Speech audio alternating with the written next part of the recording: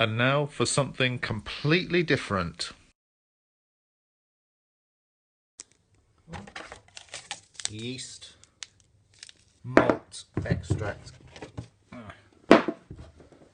Sink in hot water. I'm worried my hand touched the inside of that. Ah, that'll be right. Will it? Yeah, that'll be okay. Why will it be? Oh, it just will be.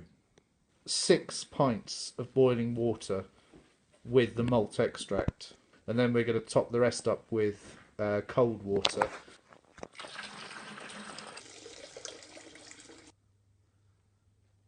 So we're doing specific gravity now. Stop. Okay.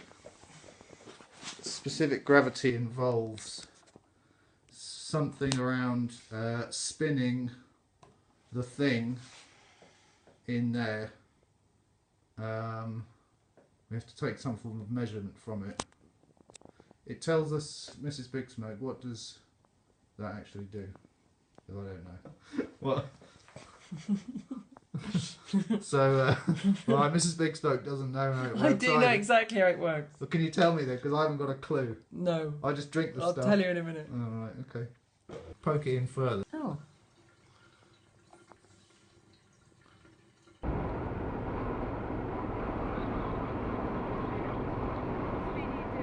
Under 60. 60, why you... Under 60, I said. Yeah, but you this van comes to us 54 in the wind, you just need to drop right down. I was doing alright a minute ago, then the side wind came on. The slower you move, the less it hits you.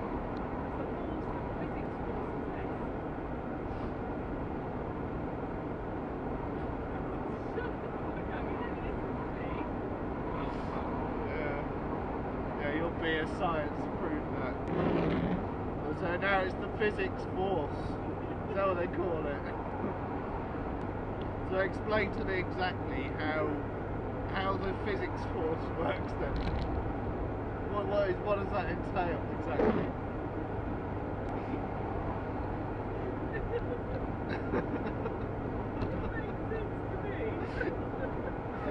Physics force. I've checked the temperature of this, and I believe it's called wort, and basically it's about 21.3. I can't find exactly what the temperature should be, but to put my yeast in, but I'm getting bored, so I'm going to put it in anyway. So hopefully this will work. So in the yeast goes on top of this, and the idea of the yeast is it turns, what does it do? Sugar into alcohol. It turns sugar into alcohol and carbon dioxide. Thank you, Mrs. Bigsmoke. Now this has to brew for about 6 days apparently at a temperature.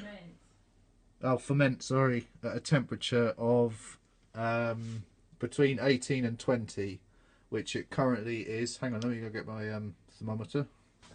I've got a little radiator in here in case we need it. So that's a liquid thermometer, and I've got the what's the name of this thermometer? The one on the funny one, the funny shaped one. Funny shaped one. Funny shaped thermometer. That's cool. Apparently. I'm a bit worried about this beer. Why are you worried about this beer? Because a lot of the key issues aren't right.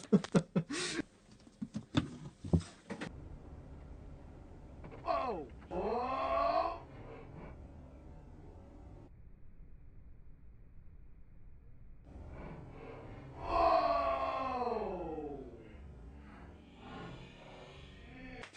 So we have got a what's this thing called on the right here? A pressure barrel, which you can siphon the beer. Oh, by the way, this is the beer, day 7. It looks a lot different. What you can do, you can siphon it directly into a pressure barrel and let it basically add CO2 to it to keep it fizzy. But instead, I'm going to use this pressure barrel to siphon off the beer from my original fermentator, if that's what you call it, fermentation bucket, to this thing, and then I'm going to bottle it from this thing because it's got a tap on there, and hopefully we'll get rid of all this sediment as part of that. So Mrs. Bigsmoke is going to give the siphon a really good suck and get the juices going. Way! Oh, nothing. Need a bit more practice.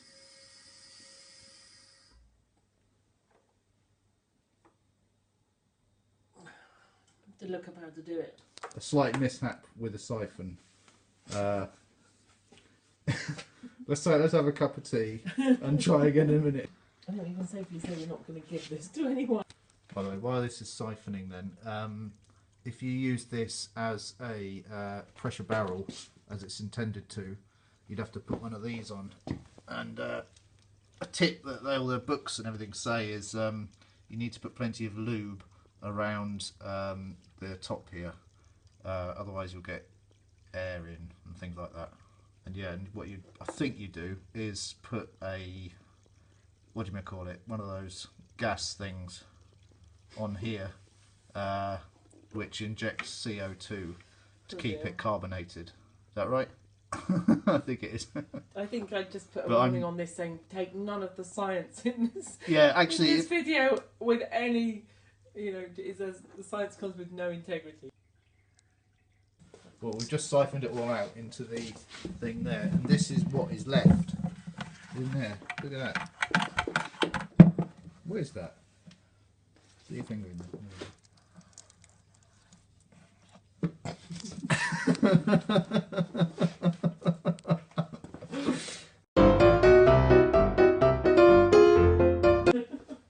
Right, so the next stage is putting the sugar in, which will help with the secondary fermentation.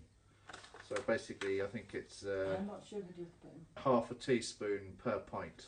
So this should be 40 pints, so that's 20 teaspoons. What's the science behind this? 9, You're adding 10. sugar to release more alcohol and carbon dioxide. 20. I've been storing up many beer bottles to try this, so let's try a clear one, see how it looks. Wait, there we go. You don't want to fill it right to the top because you need a bit of space for the secondary part of the fermentation process. So over the next couple of days I'll need to put this in a warm place and the sugar will get to work.